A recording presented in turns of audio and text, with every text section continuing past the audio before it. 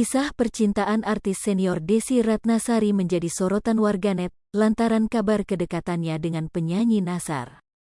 Sontak akun media sosial pribadinya diramaikan berbagai komentar netizen, ada yang mendoakan kabar tersebut hingga mempertanyakannya. Diketahui Desy Ratnasari sudah 19 tahun menjanda dan hampir menikah dengan Irwan Musri, setelah pernah berpacaran selama 9 tahun. Tapi sayangnya kisah percintaan mereka kandas dan tak sampai ke pelaminan. Hal ini membuat Desy Ratnasari tak ingin gegabah untuk menikah lagi dan membeberkan alasannya ke publik.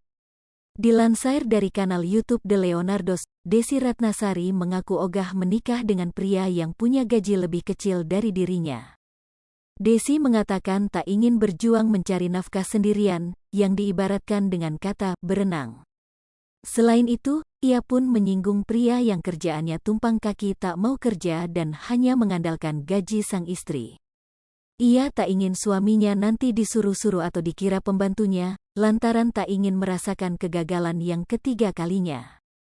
Sontak, netizen malah mengaitkannya dengan kekayaan Irwan Musri.